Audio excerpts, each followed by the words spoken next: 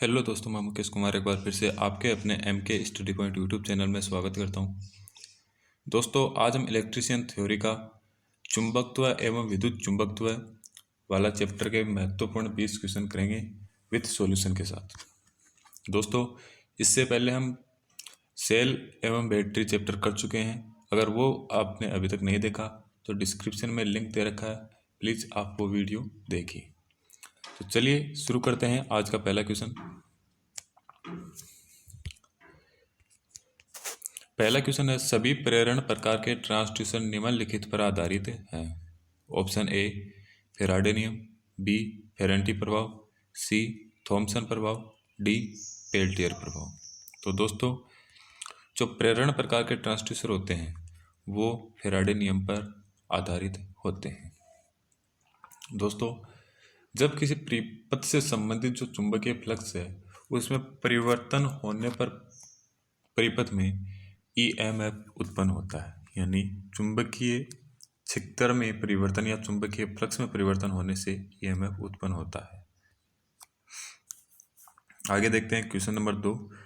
चुंबकीय फ्लक्स का लोहे के कोर में संतृप्तिकरण होने को क्या कहते हैं? दोस्तों, देखते हैं। ऑप्शन ए हिस्टेरेसिस, बी अति संचालकता, सी रिलेटिविटी, डी इनमें से कोई नहीं। दोस्तों, जो लोहे के कोर में संतृप्तिकरण होता है उससे हम हिस्टेरेसिस कहते हैं, यानी ऑप्शन ए राइट आंसर होगा। दोस्तों, हिस्टेरेसिस क्या होता है? हिस्टेरेसिस कोर के बार बार चुंबकित व विचुंबकित होने से जो खपत होती है, विद्युत खपत, उसी को हम हिस्टेरेसिस हानि कहते हैं। दोस्तों, हिस्टेरेसिस हानि ट्रांसफॉर्मर में बवरदार हानि के साथ होती है। हिस्टेरेसिस हानि को दोस्तों कम करने के लिए हम कम शिथिल्य गुणांक की धातु का इस्तेमाल करते हैं कोर बनाने में। क्वेश्चन नंबर 3 देखते हैं। एसी करंट वोल्टेज को प्रेरित कर सकता है क्योंकि इसमें होता है।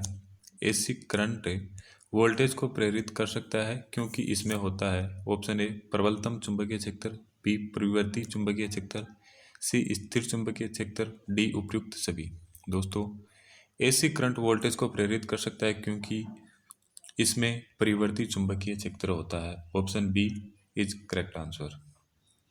दोस्तों, परिवर्ती चुंबकीय क्षेत्र होने के कारण ही जो अन्योन्य प्रेरण की क्रिया है वो क्रिया होगी और उसी से वोल्टेज प्रेरित होगा या वोल्टेज ईएमएफ उत्पन्न होगा। आगे देखते हैं क्वेश्चन नंबर 4। प्रेरित ईएमएफ की दिशा ज्ञात करने के लिए फ्लेमिंग के दक्षिण हस्त नियम के अनुसार अंगूठे की दिशा इंगित करती है। दोस्तों, जो फ्लेमिंग के दाएं हाथ का नियम है उससे हम ईएमएफ ज्ञात करते हैं, तो उसमें अंगूठा किस चीज़ को प्रदर्शित करता है? ऑप्शन ए में दे रखा है प्रेरित ईएमएफ की दिशा, बी फ्लक्स की दिशा, सी चालक की गति की दिशा यदि तर्जनी अंगुली जनित्व ईएमएफ की दिशा इंगित करती है, डी चालक की गति की दिशा के साथ इशारा करती है। दोस्तों, इसका राइट आंसर होगा ऑप्शन डी, यानी अंगूठा चालक की गति की दिशा को इंगित करता है। क्वेश्चन नंबर 5 देखते हैं। दोस्तों, इसमें अंगूठा चालक की गति की दिशा को प्रदर्शित करता है और जो दोस्तों तर्जनी अंगुली है वो फ्लक्स की रेखा, यानी जो फ्लक्स की लाइन है उसकी दिशा को प्रदर्शित करती है।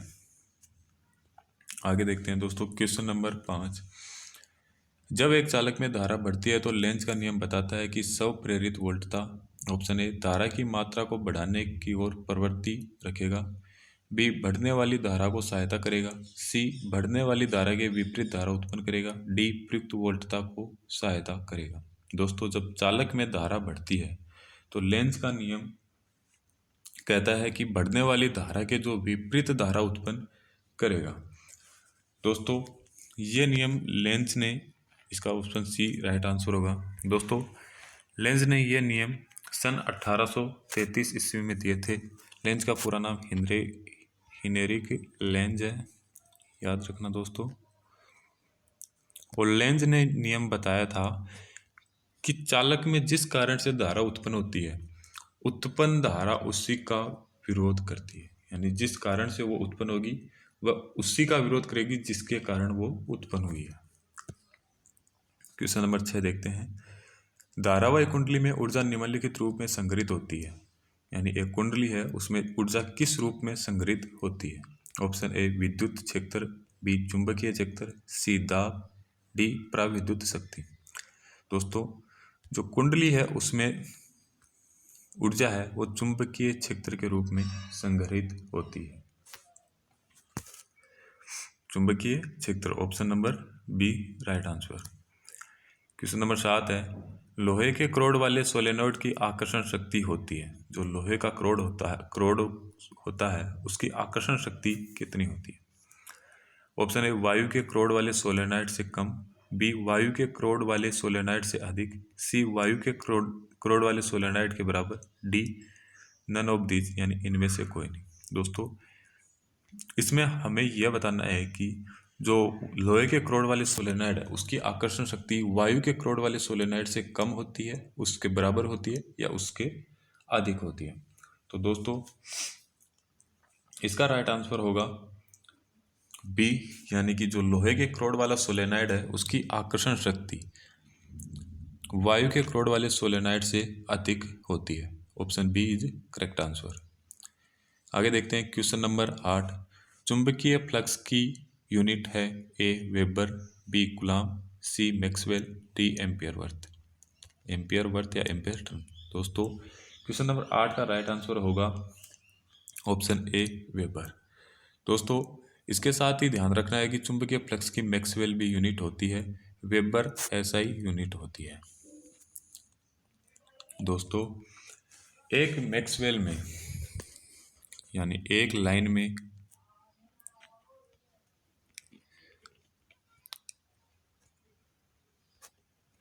दोस्तों 10 की पावर 8 वेबर होते हैं। ध्यान रखना दोस्तों, एक मैक्सवेल एक लाइन भी आ जाए तो भी यही समझना है, उसमें 10 की पावर 8 वेबर होते हैं। आगे देखते हैं दोस्तों, क्वेश्चन नंबर 9। यदि एक लोहा दंड को एक सर्वत्र चुंबकीय क्षेत्र में लटकाया जाए तो यह, ऑप्शन ए बल रेखाओं की दिशा में गति करने के लिए प्रवृत्त होगी, बी वह रेखाओं की दिशा में संरेखण करेगी, सी बल रेखाओं पर लंब रूप से संरेखण करेगी, डी बिल्कुल गतिमान नहीं होगी। दोस्तों, एक लोहा दंड को सर्वत्र चुंबकीय क्षेत्र में लटकाया जाता है तो वह बल रेखाओं की दिशा में गति करने के लिए प्रवृत्त होगी, यानी option A is correct answer. दोस्तों, यह इसलिए होता है क्योंकि चुंबकीय फ्लक्स रेखाएं हमेशा दोस्तों उत्तरी ध्रुव से निकलती है और दक्षिणी ध्रुव में प्रवेश करती है।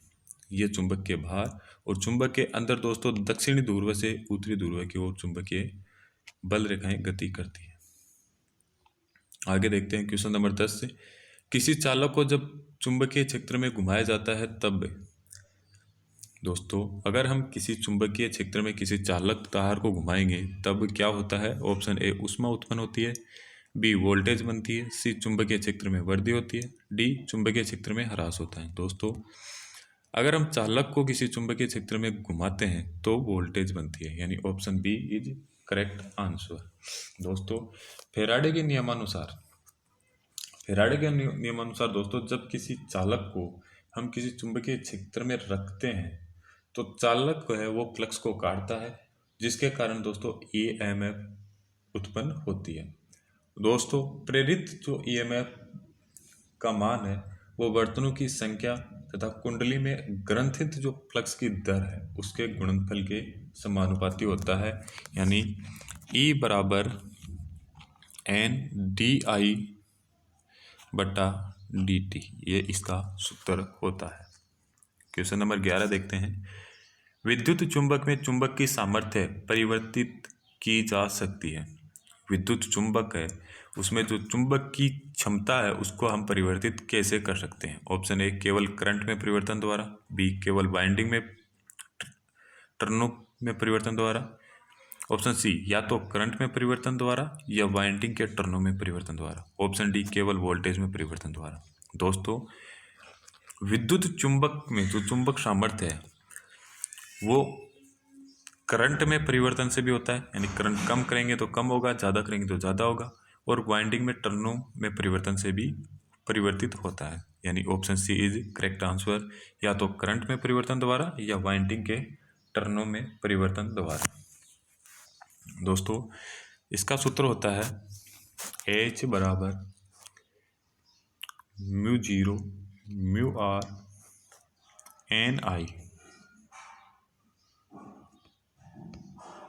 NI बटा I। आगे देखते हैं दोस्तों, क्वेश्चन नंबर 12 दे रखा है, चुंबक का गुण निम्नलिखित में से कौन सा नहीं है। चुंबक है उसका कौन सा गुण नहीं है। ऑप्शन ए, यह लोहे और मिश्र धातुओं को आकर्षित करता है। बी, समान ध्रुव एक दूसरे को प्रतिकर्षित करते हैं और असमान ध्रुव एक दूसरे को आकर्षित करते हैं। सी, चुंबक को जब खंडों में तोड़ा जाता है तब प्रत्येक खंड एक स्वतंत्र चुंबक के रूप में कार्य नहीं करता। डी, हथौड़े से तोड़ने पर, गर्म करने पर या ऊंचाई से गिराए जाने पर चुंबक के गुण समाप्त हो जाते हैं। दोस्तों इसमें चुंबक का गुण नहीं है यह पूछा है, तो इसका राइट आंसर होगा ऑप्शन सी, यानी चुंबक को खंडों में तोड़ा जाता है तब प्रत्येक खंड एक स्वतंत्र चुंबक के रूप में कार्य नहीं करता। दोस्तों अगर हम किसी चुंबक को दो भागों में तोड़ेंगे तो चुंबक के दोनों भाग स्वतंत्र चुंबक के रूप में कार्य करेंगे। और दोस्तों पहला ऑप्शन यह लोहे और मिश्र धातुओं को आकर्षित करता है, बिल्कुल सही है। दूसरा, समान ध्रुव एक दूसरे को प्रतिकर्षित और असमान ध्रुव एक दूसरे को आकर्षित करते हैं, यह भी एकदम सही है। ऑप्शन 4 देखते हैं, हथौड़े से तोड़ने पर, गर्म करने पर या ऊंचाई से गिराने पर चुंबक के गुण समाप्त हो जाते हैं, यह बात भी सही है, यानी option is correct answer. Question number 13 देखते हैं, फेराइट निम्नलिखित से संबंध है। फेराइट है वो किससे संबंधित है। ऑप्शन ए, लोहा चुंबकीय सामग्री से। बी, पैरा चुंबकीय सामग्री से। डी, अनुचुंबकीय सामग्री से। सॉरी दोस्तों, सी, अनुचुंबकीय सामग्री से। और डी, फेरी चुंबकीय सामग्री से। दोस्तों जो फेराइट है दोस्तों वो फेरी चुंबकीय सामग्री से, यानी इसको इंग्लिश में देखेंगे तो वैसे ही समझ में आ जाएगा कि फेरी मैग्नेटिक मटेरियल्स, यानी option D is correct answer. आगे देखते हैं क्वेश्चन नंबर 14, विद्युत चुंबक की कुंडली से प्रवाहित होने वाली विद्युत धारा जब उत्क्रमित होती है तब, यानी रिवर्स होने पर। ऑप्शन ए, विद्युत क्षेत्र प्रसारित होता है। बी, विद्युतीय क्षेत्र की दिशा अपरिवर्तित रहेगी। डी, चुंबकीय क्षेत्र की दिशा उत्क्रमित यानी रिवर्स हो जाती है। डी, चुंबकीय क्षेत्र ढह जाता है। दोस्तों जब विद्युत चुंबक की कुंडली से प्रवाहित होने वाली जो विद्युत धारा है वह रिवर्स होगी तो चुंबकीय क्षेत्र की दिशा भी रिवर्स हो जाती है, यानी ऑप्शन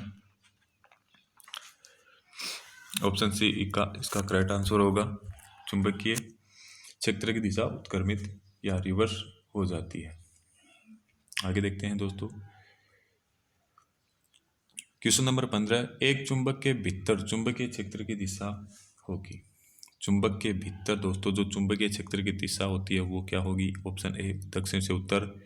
बी, उत्तर से दक्षिण। सी, पीछे से आगे। और डी, आगे से पीछे। दोस्तों सी और डी तो नहीं होगा, हमें देखना है ए और बी में से।